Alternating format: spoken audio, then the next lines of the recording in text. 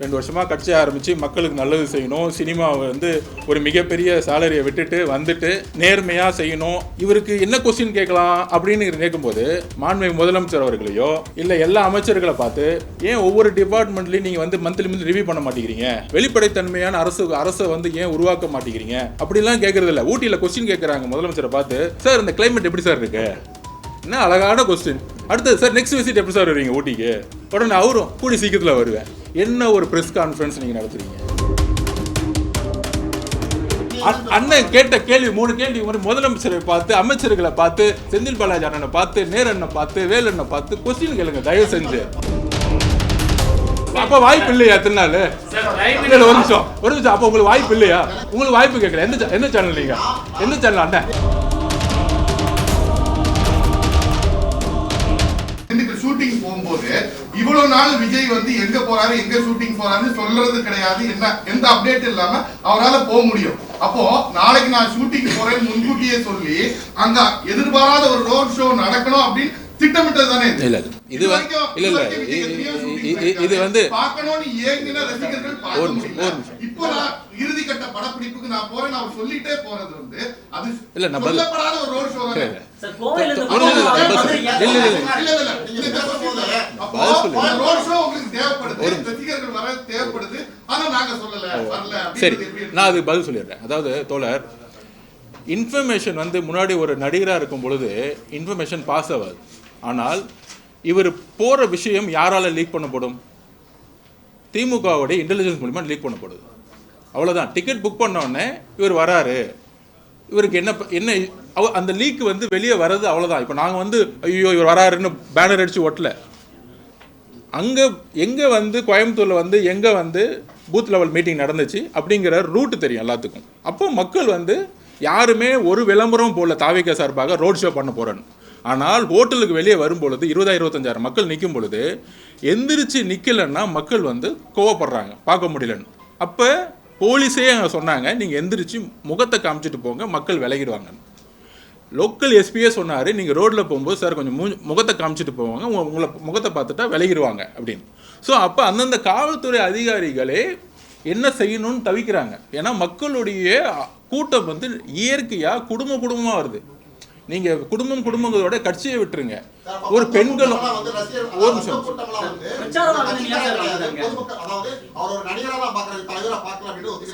Sir, நான் திருப்பி சொல்ல வரேன். கட்சி ஒரு நிமிஷம்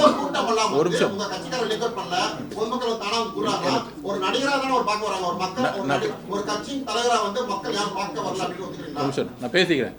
இதே தான் வந்து நீங்கள் வந்து எம்ஜிஆர் அவர்களும் சொன்னீங்க, நடிகர் வந்தார் கூட்டம் வந்துச்சுன்னு சொன்னீங்க. என்டிஆருக்கு சொன்னாங்க நடிகர் வராங்க கூட்டம் வந்துச்சுன்னு சொன்னாங்க.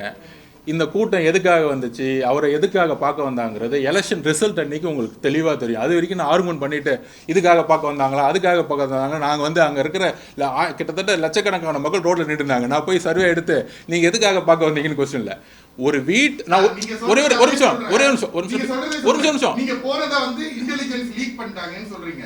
இன்னமும் நான் சொல்லக்கூடாது, போஸ்ட் ப்ரொடக்ஷன்ஸ் வேலை நடந்துட்டு இருக்கு. சென்னையில அவர் எங்க வராரு போறாரு, அந்த ஷூட்டிங் முடிஞ்சு இன்னமும் போயிட்டு இருக்கு. ஏன் அதை வந்து இன்னமும் இன்டெலிஜென்ஸ் அதை மட்டும் பண்ண வேண்டிய அவசியம் என்னவா இருக்கு? அது நீங்க மதுரையில வெளியூர்ல போறாரு, அதை மட்டும் இன்டெலிஜென்ஸ் லீக் பண்ணுது. இப்பவும் விஜய் வந்து தனியா தான் இருக்காரு. நீங்க ஒரு குற்றச்சாட்டை சொல்லும் போது அப்ப எல்லாத்தையும் தானே லீக் பண்ணலாம். அதை மட்டும் தனியா லீக் பண்ண வேண்டிய அவசியம் என்னவா இருக்கும்? அது அவங்க கிட்ட தான் கேட்கணும். ஒரு பாதுகாப்பு, நிறைய இடத்துல பாதுகாப்பு கொடுக்குறதே இங்கே கொஸ்டினாக இருக்குது. இங்கே வரும்பொழுது கிட்டத்தட்ட நீங்கள் ரோட்டில் கிட்டத்தட்ட 1 லட்சம் மக்கள் அங்கேருந்து நிற்கும் பொழுது எங்களுக்கு பாதுகாப்பு தான் மிகப்பெரிய பிரச்சனை. அதுக்கு தான் இப்போ வந்து டோட்டலாக, ஏன்னா மக்கள் பாதுகாப்பு எங்களுக்கு முக்கியம். அதான் நான் லாஸ்ட் டைம் மீட்டிங்லேயே சொன்னேன். நான் ஏர்போர்ட்டில் இந்த ஈவெண்ட்டுக்கு அப்புறம் தான் தெரிஞ்சு ஒரு பெண்கள் தன்னுடைய குழந்தைங்களை கூட்டிகிட்டு வந்து நிற்கிறது வந்து க்ரௌட் வந்து மொபைலைஸ் பண்ணவே முடியாது. நீங்கள் அதை நல்லா நீங்கள் எங்கே வேணால் வீடியோ எடுத்துக்கோங்க. It's not a crowd, is mobilise crowd.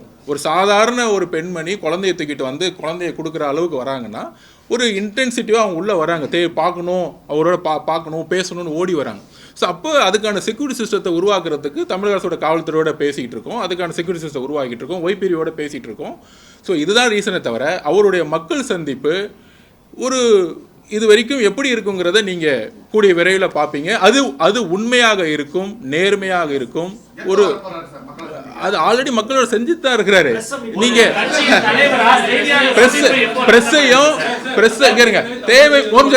தேவைப்படும் பொழுது அந்த ஏர்போர்ட்ல மதுரை வரதுக்கு முன்னாடி அந்த ஏர்போர்ட் தேவைப்படும் பொழுது பிரஸ் வந்து அவரே சந்தித்தாரு. ஒரு நிமிஷம்.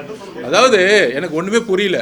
இப்பதான் 2 வருஷமா கட்சி ஆரம்பிச்சு மக்களுக்கு நல்லது செய்யணும், சினிமாவை வந்து ஒரு மிகப்பெரிய சேலரியை விட்டுட்டு வந்துட்டு ஒரு நேர்மையாக செய்யணும், வகுப்புலேருந்து எல்லாம் செய்யும்போது இவருக்கு என்ன கொஸ்டின் கேட்கலாம் அப்படின்னு கேட்கும்போது மாண்புமிகு முதலமைச்சர் அவர்களையோ இல்லை எல்லா அமைச்சர்களை பார்த்து ஏன் ஒவ்வொரு டிபார்ட்மெண்ட்லையும் நீங்கள் வந்து மந்த்லி ரிவ்யூ பண்ண மாட்டேங்கிறீங்க, வெளிப்படைத்தன்மையான அரசை வந்து ஏன் உருவாக்க மாட்டேங்கிறீங்க அப்படிலாம் கேட்குறது இல்லை. ஊட்டியில் கொஸ்டின் கேட்குறாங்க முதலமைச்சரை பார்த்து, சார் இந்த கிளைமேட் எப்படி சார் இருக்கு?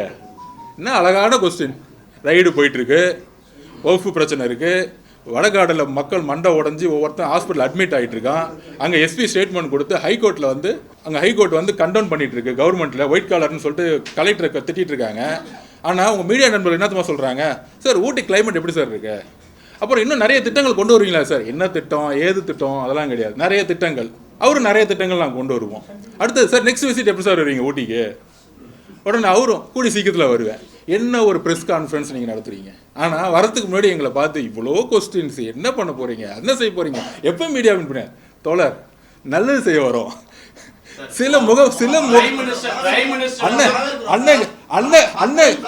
அண்ணன் கேட்ட கேள்வி 3 கேள்வி முதலமைச்சரை பார்த்து, அமைச்சர்களை பார்த்து, செந்தில் பாலாஜி அண்ணனை பார்த்து, நேரண்ணை பார்த்து, வேலண்ணை பார்த்து கொஸ்டின் கேளுங்க தயவு செஞ்சு. அப்ப வாய்ப்பு இல்லையா? எத்தனை நாள்? ஒரு நிமிஷம். அப்ப உங்களுக்கு வாய்ப்பு இல்லையா? உங்களுக்கு வாய்ப்பு கேட்கல. எந்த சேனல் நீங்க? எந்த சேனல் அண்ணன்? ஆனா உங்களுக்கு வாய்ப்பு கிடைக்காம இருக்கு.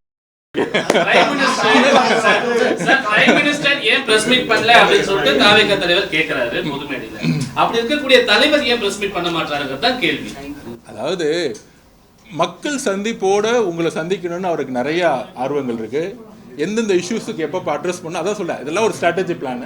அந்த ஸ்ட்ராட்டஜி பிளானில் கண்டிப்பாக இங்கே இருக்க ஒவ்வொருத்தரையும் சந்தித்து உங்களுடைய கேள்விகளை ஜனநாயக மூலமாக எதிர்கொண்டு பேசுவார்.